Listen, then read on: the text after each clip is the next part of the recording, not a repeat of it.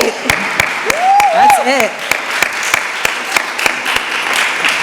Good afternoon. On behalf of our director, Ann Pasternak, and the entire staff of the Brooklyn Museum, I am pleased to welcome you to the Brooklyn Forum on Anti-Gentrification and Displacement. We made it, y'all. Thank you for all of you that came. If you came on July 10th, we appreciate the fact that you are coming back, and we're looking forward to rocking with you for the whole day. My name is Alicia Boone Noel, and I work with the Public Programs Department here at the Brooklyn Museum, and I'm the manager of adult programs. Engagement in community and collaboration and providing space for solution-oriented dialogue is one of the primary goals of our programming. When we were presented with the opportunity to work collaboratively with a group of community groups, activists, and artists on co-creating what is now the Brooklyn Community Forum, we were thrilled and ready to take on the challenge. It was a lot of amazing work, y'all. As a result of working together to co-create this day of programming, today's forum will engage and what collectively we can explore in terms of the effects of gentrification and displacement on New Yorkers, specifically communities of color, hearing directly about successful strategies led by people of color to protect and preserve their neighborhoods. As you may know, the Brooklyn Museum has a long history of hosting exhibitions, educational workshops, and public programs that provide multiple entry points for communities to engage in courageous and solution-oriented dialogues. For years, we've been co-creating and collaborating with community partners, organizations, visual artists, and families all across the board to put forth programs like films, gallery experiences, and family activities, specifically working a lot with teens as well, so that we can really uplift and support each other through the lens of art. So as an institution, we believe that art has the power to transform lives and change the world, so we embrace this platform for dialogue, whether it's difficult, complicated, joyous, or all of the above. This forum is a great example of what we can do with our community to create change. We are the answer to the question that you're going to explore later on today about how cultural institutions can work collaboratively with communities. This is a prime example of how it can work. So I'm really thrilled to introduce my colleague, Adrianne Coteen, who's going to give you a little bit more information about the exhibition Agitprop, which really inspired this whole day of events, which is part of what inspired the whole day of events, so that we can address and give voice to some of the urgencies that we're facing now. And for this particular day, it's anti-gentrification and displacement.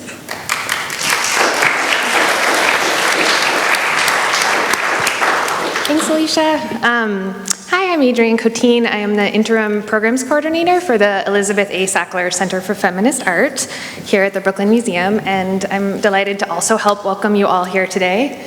I'm going to give a little bit of a background on the exhibition that we currently have up on the 4th floor, Agitprop. If you haven't seen it, please do go up and visit the show.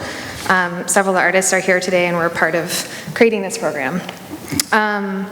As part of our commitment to art, to artists, and to the world that we all live in, we work to continually explore new ideas and diverse viewpoints. This requires engaging in courageous conversation and being open and responsive to the controversy that can often accompany new ideas. The exhibition Agitprop is a fitting example.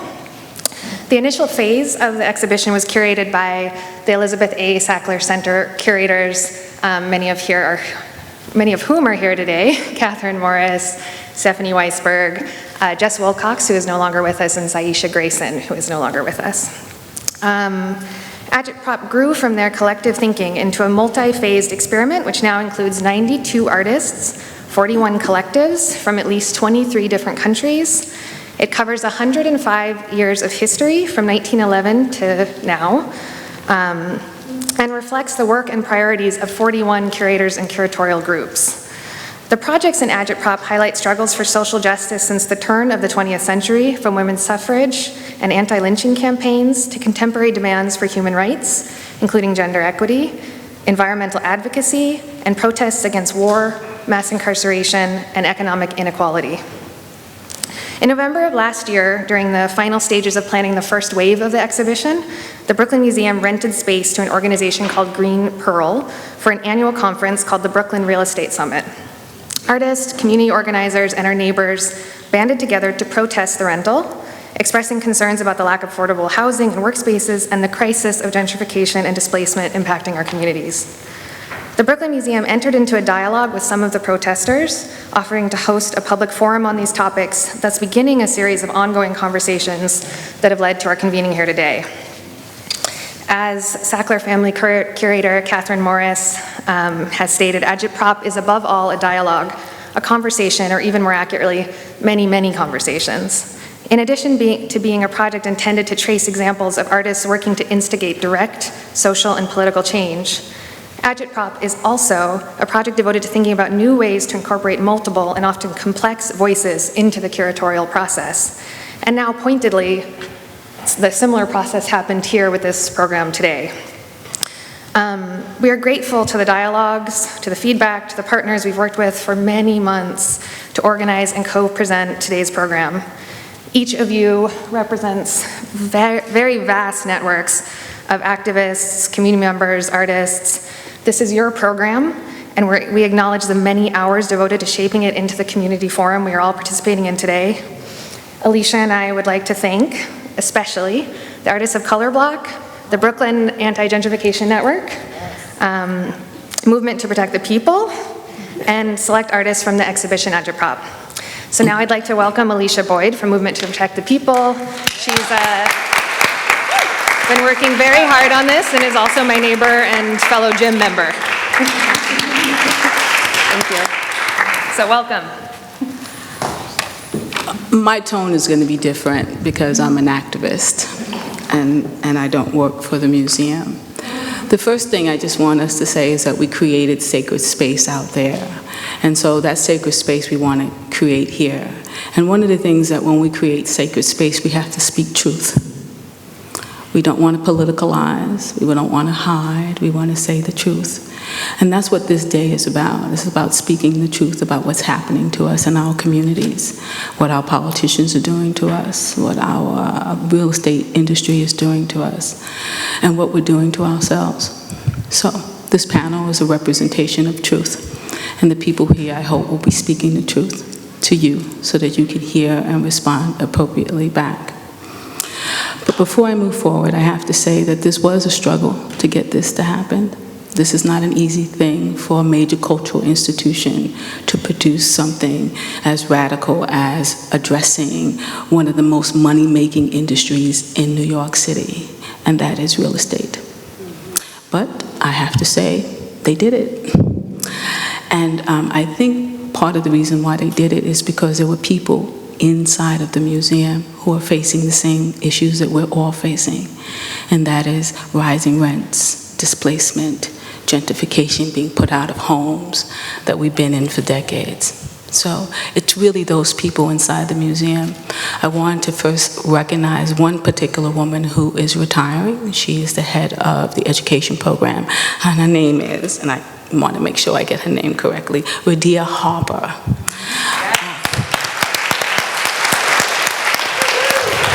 And her name means one who strives for peace of mind. And she has been extremely instrumental in helping us to get this. I was not privy to all the behind closed doors dealings, but I know there were some serious discussions, and we want to just thank her for that support that she gave us to make this happen. But we also want to thank the team that worked with the museum tirelessly, month in, month out, attending meetings back and forth. I want to first reach out to the band people, Brooklyn Anti-Gentrification. Where are you guys at? Come on. Dora, Chicago. Well, is any of they're out working. That's why they're out working. Okay. Betty, you. Betty. Todd Young, Zakia, she's out working. These are Noah Fisher. Is Noah Fisher in the house? Okay.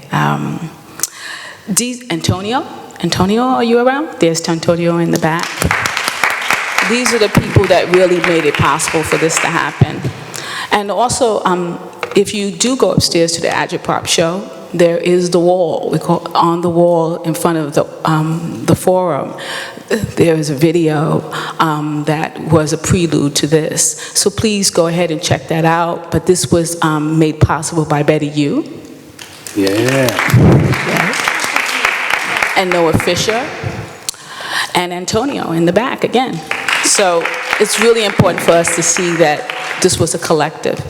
So I'm not gonna, well, it was already stated that yes, this was as a result. This space has been created because there was a real estate summit, and Imani Henry, the head of band, was instrumental in organizing the pushback and the protests. And so I want to just thank Imani Henry and for all of his dedication and work, for keeping us informed, for organizing us, for getting us to go out there and say, no, this is something that we have to address and stop.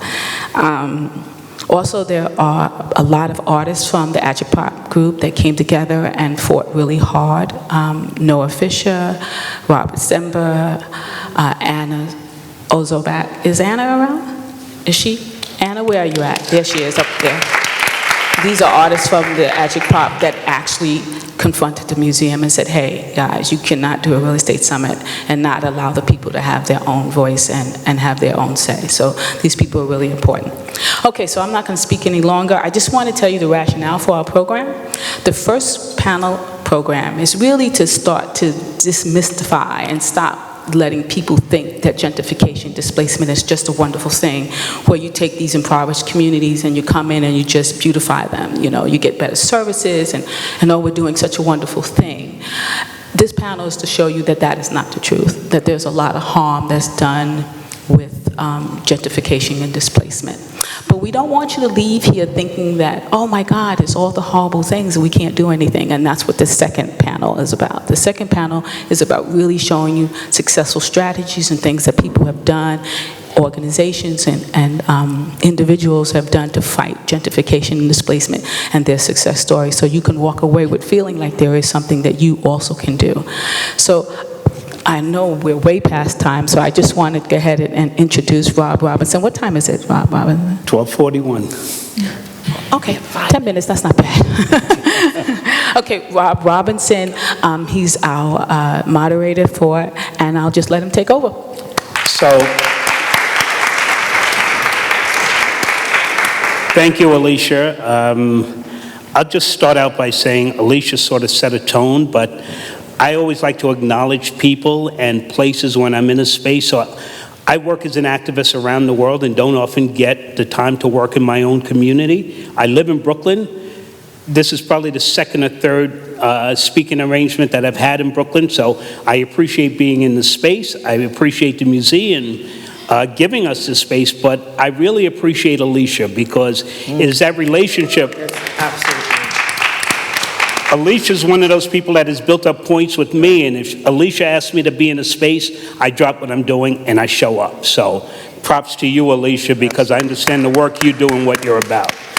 I'm going to start off this following off Alicia's lead and just say that lately I've stopped using the word gentrification. I prefer to use the term ethnic cleansing. So that sort of tells you what I'm about and who I am. I am not pushing that statement on the rest of the panelists. I think they've been immersed in this work enough to describe their own thoughts and how they feel, but there are many people that have contributed to my way of thinking that are in this room, that are up on this stage. I just want to acknowledge two people in the audience right now. Kelly Anderson did a great film called My Brooklyn. If you haven't seen it, you need to see it. And you know, often in social justice, we push back away from academia. Tom Ngadi is sitting here, and he'll be on a panel later on. And Tom is one of the people that helped me to understand what is happening to people here in New York, particularly poor people, people of color, and people in neighborhoods that have been targeted. So I appreciate both of you and what I've learned from both of you. To start off with, I'm formerly homeless. I'll let these speakers introduce themselves and their own backgrounds. I'm formerly homeless, came to this work from 2 years living on the streets of Miami and a 10-month stint, and I call it a stint, in a New York City homeless shelter. It's a bid, as we say in the street when you go to jail, right? Sometimes shelters can appear as jails, but I got through it. But it changed the way I'm thinking, it transformed me as a person, and I see the world differently since going in that institution called the New York City shelter and coming out of it. I look at the world totally different. It was a learning experience, and rather than say, it was a bad experience in my life. I'd like to take what I've learned there and move forward, and hopefully impart what I've learned to the rest of you. So without further ado, the speakers are going to be in order. Imani Henry of the Brooklyn Anti-Gentrification Network. We'll go to Betty Yu, who is next. Betty works with CAAAVE, which organizes Asian communities, but I don't know whether Betty will mention this, but I'll get a jump on her. She used to work for the Center for Media Justice, and one of the people that got me thinking about how we're treated in particular neighborhoods with respect to internet access and freedom of speech using those particular type tools. So I really appreciate Betty. I don't know Catherine Green as well. She's from arts, but I'm going to get to know them. Anybody I sit up on the stage with, I'll learn about them and what they do. And then Havanna Fisher is going to speak on work of Mindy Fullilove, who I've learned a lot from. And I bought an article from Shelter Love where I started reading a lot of Mindy Fullilove's work. So I'm looking forward to that. So enough of me. I'm going to pass it over to Imani Gray to start us off. Imani, it's all yours. Awesome. So welcome, everyone. Thank you, Rob. Always great to share stage with all these folks, and great to just be with all of you. And I want to also set the tone to just be really straight up, is that the next panel is going to talk about specific struggles. This panel is also going to talk about specific struggles that are happening in our communities right now, because there are so many stories of success. Because the thing that they really want us to sort of believe is that gentrification is an inevitable thing. We can't do nothing about it. We can't stop it, just okay, just go with the flow and go with the understanding. Or that we started too late. The real estate summit was the 6th annual real estate summit. And let's be real, they have a summit almost like it's not even just annual anymore. It's almost like we protested. The band has only been around for a year. We've already protested like 2 to 3 of them. It's like a constant thing that's happening. And so there's also the sort of the understanding there's just nothing we can do, right? And that we've started too late in the game. We should have been around. We say that first and foremost, and I just want to define gentrification, because that word gets thrown around a lot, and I think folks don't, I think folks sort of like hear the word and sort of think one thing, and maybe let's talk about what gentrification really is. So first and foremost, we like to say that it is a concerted, intentional, by designed effort. It's about, when push comes to shove, the bottom line, it's about profit. That's really what it is. It's about the understanding that city government, state government, real estate industry, landlords, businesses are all catering to the fact and the understanding of making sure that people with wealth or people that have a more disposable income than low to middle income people have more access to whether it be not only just housing, but also what are we fighting over? Supermarkets in our neighborhood. Because maybe folks feel that folks are going to order their food online. So let's close down this supermarket. You know what? Folks drop off their laundry somewhere else. I don't know, maybe where rich people do their laundry. Maybe they don't do laundry. So let's close the laundromats too, because we don't need laundromats. We don't need supermarkets. We don't need pharmacies. Whatever those things at hospitals, whatever those things may be, it is, because again, we could talk about St. Vincent's Hospital that we lost, a good public hospital. It is now 4 luxury townhouses in the middle of Manhattan right now. We needed that public hospital. It is where the AIDS crisis, it was 9/11. It was ground zero there. And we now have 4 luxury townhouses that go over what was the only public hospital in Midtown Manhattan. I want to talk about disposable income, because I would love to talk about Williamsburg a little bit. It's one thing, when I first moved to New York City, Williamsburg was a place particularly Black, Latino, Jewish families, and also like a lot of nightlife. Clubs that really cater to more working class and middle income folk, right? Then we start to see that there was, and again, I always love to say this because I'm an artist, I'm a social worker, I'm an artist, I'm many different things. We have artists in our community, but there's this understanding that somehow there was an influx of artists, particularly white folks, who came into that neighborhood. And particularly that then we just saw a change in the bar culture, right? That there were more things that sort of catered to folks with more quote unquote disposable income. Now, fast forward, Those smaller bars, those places, I always talk about that $3 beer night becomes $13 for champagne. We're now seeing luxury development in Williamsburg. And we see a change in the school system, a change in the nightlife and the culture there, and it really becoming a place that are more rich and more affluent people. So maybe they might have started off with students. Maybe it might have been like a first wave of quote-unquote gentrification happening with more bar culture. But ultimately, the goal is to get luxury developments in there. So why this is really important, why we talk about new residents and long-term residents and low to middle income people having a stake in the struggle of affordable housing, that we're all in it in some way, shape, or form. And what that means to be clear that we're all in it in some way, shape, or form. Because ultimately, the goal is to move us all out. And of course, we gotta be intersectional, because the majority of evictions that are happening right now are Black, particularly Black women, elder women. We got to be clear that they are coming after people with HIV and AIDS. They are coming after folks who have lived in their apartments and rent-stabilized apartments for like 2 or 3 decades. They're coming after families. People with children are being discriminated against. Well, let's be clear. And this is, I think, is a really, people with Section 8, people in a public housing. This is who they're coming after right now. But very soon, they're going to be coming after folks that are living 4-2 apartment. We can talk about places like MySpace, that are a predatory broker that specifically goes after young people that are new to New York City and say, like, you know what, we're going to push out a family of 3, and then maybe you're paying $1,800 for that 3-bedroom or $2,000 for that 3-bedroom, but now we're going to charge each person that moves. You don't even have to look for a roommate. We'll look for a roommate for you, and we're going to charge you $1,000, and we're going to charge you $1,000, and we're going to charge you $1,000. And now that rent-stabilized 3-bedroom apartment that a family was living in is now $3,000 to students who are now being gouged and don't know they're even in rent-stabilized housing. That's what we're talking about. We save the word, and I want to be clear, too, because, you know, gentrification makes me angry. It makes me dead up angry. I'm not going to even try and pretend. But what I try to really look at the fact is, of who am I fighting? I am fighting the mayor of this city.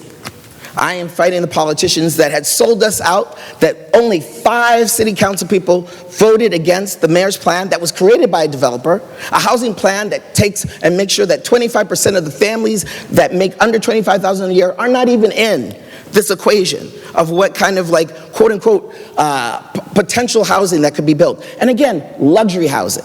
Let's be clear that and we say that the majority of the people in the city can afford $2,000 for a studio. Am I correct? So we say the majority of the housing should go to us. The majority of the housing that should be brought in New York City, that be built in New York City, should go to us. That if you live 4 people to an apartment and you have to live with 4 other people, then you're part of this community as well. And you need to be in the struggle with us and be really clear that first they're going to come for our grandmothers and they're going to come for the families, but they're also coming for young single folks as well. And so that's why this struggle, and we say the G word, we save the word gentrifier, and it's not to say that folks aren't gentrifying, but we save that word and we use it as a slur. We want to make sure that it hurts. We say that the people that don't take our flyers, don't come to our meetings, don't show up today, those are the gentrifiers. We say new residents, get down with us. Get down with long-term tenants. Get down with migrant communities. Get down with the grandmothers, because this is your struggle too.